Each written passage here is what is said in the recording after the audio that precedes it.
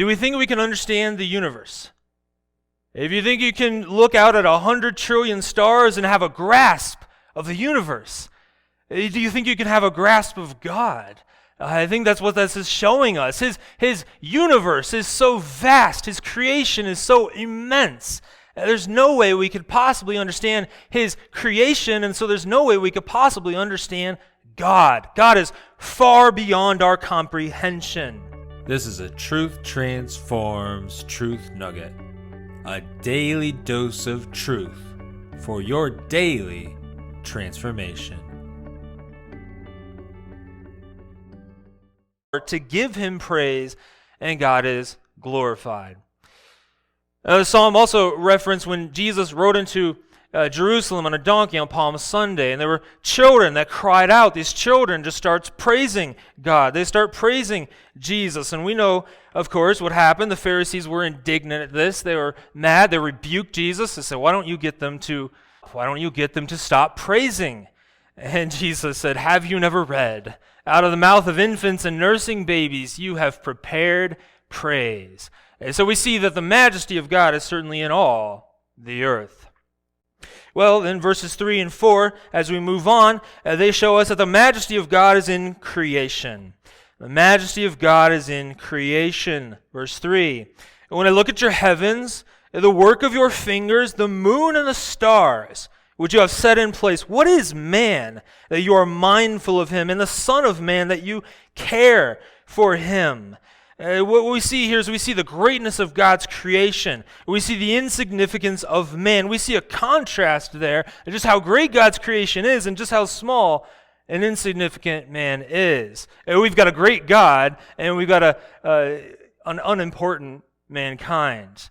But God has great care for mankind, and we'll see that. Well, this is likely when David was a shepherd boy. He was staring out in the sky at night. He was staring out in the sky under the moons and the stars, and he's looking at this grandeur of God's creation, and he's saying, "This is amazing, God. I can't believe how amazing this is. When I look at your heavens, the work of your fingers, the moon and the stars," he said, "which you have set in place, I think to myself, what is man that you are mindful of him? I think to myself, in all of his creation, look how small I am. Look how insignificant I am. Why do you even give me attention, God?" It seems to be what he's saying. And he calls God's work, his amazing creation, the work of his fingers. They were created with the finger of God. And of course, this isn't the only place that we see the Bible talk about the finger of God. It's by the finger of God that the miracles were done through Moses when he delivered the Israelites from Egypt. It was by the finger of God that the Ten Commandments were written on Mount Sinai. And it was by the finger of God that Jesus casts out demons. We see the finger of God throughout Scripture. And so let's think about God's creation, the moon and the stars. They're massive, right? Did you know that there are 200 billion stars in our galaxy alone? 200 billion. And that's just our galaxy. Obviously, there are many galaxies. Scientists believe there are as many as 500 billion galaxies. Those 200 billion stars for every galaxy. So 200 billion stars times 500 billion galaxies, that's 100 trillion stars. Do we think we can understand the universe? If you think you can look out at 100 trillion stars and have a grasp of the universe, do you think you can have a grasp of God? I think that's what this is showing us.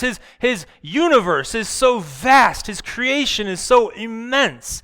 There's no way we could possibly understand his creation, and so there's no way we could possibly understand God. God is far beyond our comprehension.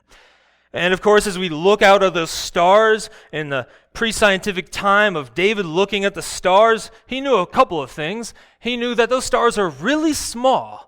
And so the fact that they're really small, they're really far away. It doesn't take modern science to know that. And he'd be right. The stars are really far away. The closest star is said to be 4.2 light years away. And you say, well, what in the world does that mean? Well, that means that if you take the fastest aircraft ever invented. Have no idea how fast that is. And you get on that aircraft and you go as fast as you can to the closest star. It's going to take you over 70,000 years to get there. That's how vast God's creation is. And so we see that and we hear those things. This is all created by the finger of God. This is his amazing creation. We think, well, then man clearly is very insignificant, right?